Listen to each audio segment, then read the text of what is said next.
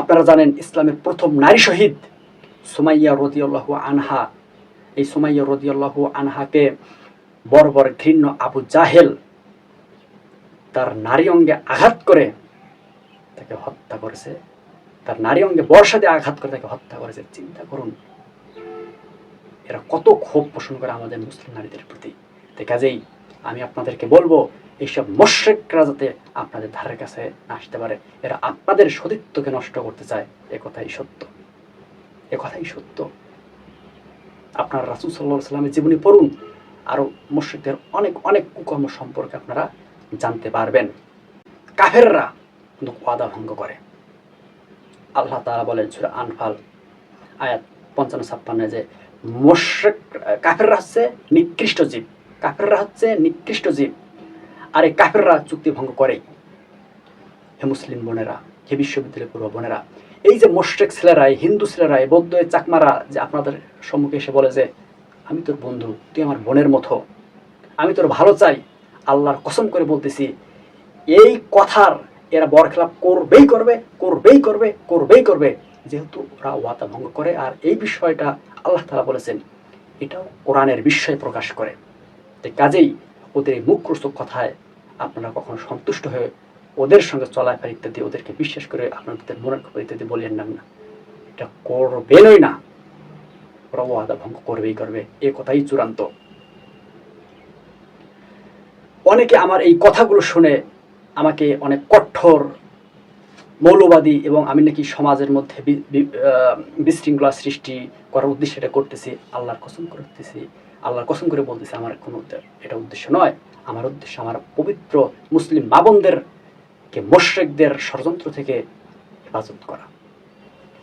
অনেকে এটাকে গোঁড়ামি ভেবে উড়িয়ে দিতে চায়, উড়িয়ে দিয়ে বলবে যে এটা কি এখনো বর্তমান সময় আছে, এটা বিজ্ঞান ও প্রযুক্তির যুগ, এখনো ধর্মকর্ম কি চলে, আমরা বিজ্ঞান ও প্রযুক্তিতে চলাফেরা করব, খাওয়া দাওয়া করবো, ধর্মকর্মের বিষয়কে তারা দূরে নিক্ষেপ করে তারা পরস্পর বন্ধু হয়ে থাকবে, পরস্পরের মাঝে ধর্মীয় যে গোঁড়ামির যে বিষয়গুলো নাকি আছে সেগুলোকে দূর করে তারা পরস্পর বন্ধু ভাবপূর্ণ হয়ে বিয়ে শাদী করে চলাফেরা করে কাজকর্ম করে দেশকালের উন্নতি করবে।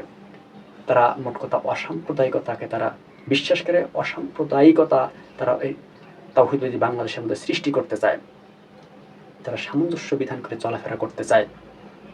এটি সম্পূর্ণ ভুল এবং মিথ্যা একটা বিষয়। যদি এই বিষয়টি ভালোই হতো তাহলে পৃথিবীর সর্বশ্রেষ্ঠ মানবতাবাদী মানুষ মুহাম্মদ সাল্লাল্লাহু আলাইহি ওয়াসাল্লাম উনি এটা প্রয়োগ করতেন ওনার জীবনে। আর এই যে অসাম্প্রদায়িকতা মনোভাবের প্রবক্তা কারা জানেন? মুশরিকরা। মুহাম্মদ সাল্লাল্লাহু আলাইহি ওয়াসাল্লামকে তারা অসাম্প্রদায়িক হয়ে সামঞ্জস্য বিধান করে চলার প্রস্তাব দিয়েছিল। এরই পরিপ্রেক্ষিতে তো সূরা কাফিরুন অবতীর্ণ হয়। আপনারা যেটা যে নতুন যে উপস্থাপন করতেছেন, আপনাদের কাছে এটা যে নতুন লাগতেছে তা না, কাছ থেকে অনেক আগে প্রয়োগ হয়ে গিয়েছে। যদি অসাম্প্রদায়িকতাটা যদি ভালোই হতো তাহলে আল্লাহ তাআলা পবিত্র কোরআনে বলতেন, কিন্তু আল্লাহ তাআলা সেটা বলেননি। আল্লাহ তাআলা পবিত্র কোরআনের সূরা আল বাকারা আয়াত 221 বলেছেন যে মুসলিম পুরুষ যাতে মুশরিকা নারীকে বিবাহ না করে এবং মুসলিম নারী যাতে মুশরিক পুরুষকে যাতে বিবাহ না করে।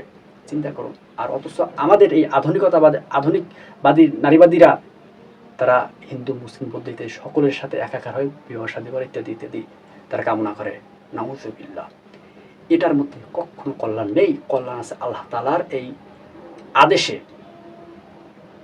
সূরা আল বাকারা আয়াত 221 কল্যাণ রয়েছে।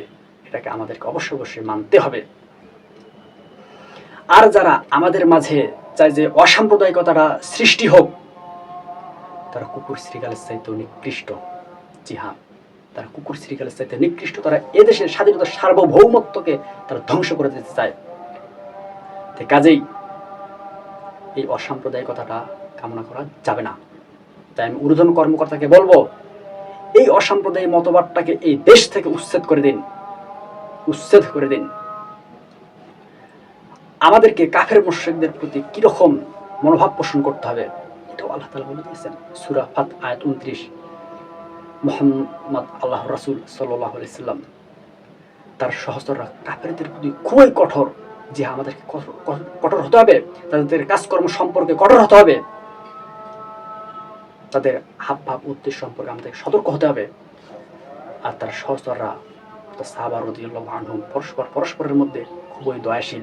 আমাদেরকেও আমাদের মুসলিমদের মধ্যে খুবই দয়াশীল হতে হবে।